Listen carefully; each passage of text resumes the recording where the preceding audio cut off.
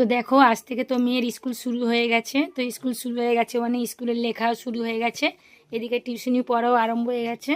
তো মেয়েকে এসে মাত্র পড়তে থেকে খিদে পেয়ে গেছে খুব জোরে, কারণ 7:30 বেজে গেছে। তো আজকে সকালে টিফিনে চাউমিন করে দিয়েছিলাম স্কুল যাওয়ার জন্য, স্কুলে টিফিন হয়নি, আজকে 12:30টায় ছুটি হয়ে গেছে।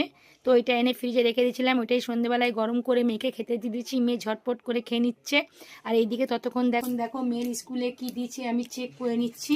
তো আজকে প্রথম দিন স্কুলে তো কোনো লেখাই নি, কিন্তু স্কুলের রুটিনটা দিয়ে দিয়েছে। তো কাল থেকে রুটিন অনুযায়ী মেয়েকে বই পাঠাতে হবে স্কুলে। তো আর টিউশনিও পড়তে চলে গেছে, কারণ আন্টিও পড়া শুরু করে দিয়েছে।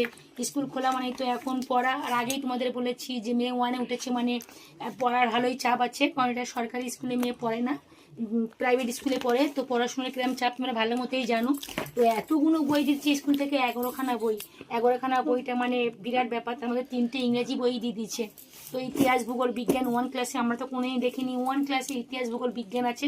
তো মেয়েদের ইতিহাস ভূগোল বিজ্ঞান সবই আছে, তো মেয়েকে ভালো মতন খাটতে হবে। তো মেয়ে আজ থেকেই একটু মেয়েকে ভালো করে দেখি। মেয়ে টিফিনটা দেখো, মেয়েকে খাওয়ার জন্য চামচ দিয়েছি, যে ঠান্ডার মধ্যে ওকে আমি হাতটা ধোবো না, আমি মুখ দিয়ে দেবো। কিন্তু ও এমন একটা মেয়ে, ও চামচ দিয়ে খেলে পোষায় না, তো ও হাত দিয়ে খেতে লেগে গেছে। দেখো খাচ্ছে তো না, খাওয়ার থেকে বদমাশিটা বেশি করছে। তাড়াতাড়ি খাও, ওকে যে আমি বলে যাচ্ছে তাড়াতাড়ি খাওয়া, ওর তো কোনো গায়ে নেই, কারণ লিখতে হবে 7:30টায় পড়তে দিয়ে এসছে, একটু না বদমাশি করলে হয়? এখনও দেখো পড়ার কোনো ইয়ে নেই। আর এক্ষুনি 8:30 বেজে গেলে ওর মাসিরা কাছ থেকে চলে আসবে, আর ও পড়তে বসার নাম নেবে না, তখন মাসিদের সঙ্গে দুরন্ত বদমাশি আরম্ভ হয়ে যাবে। তো দেখো খেতে বলছি কিছুতেই খায়, খেয়ে পড়তে বসতে হবে তো এবার।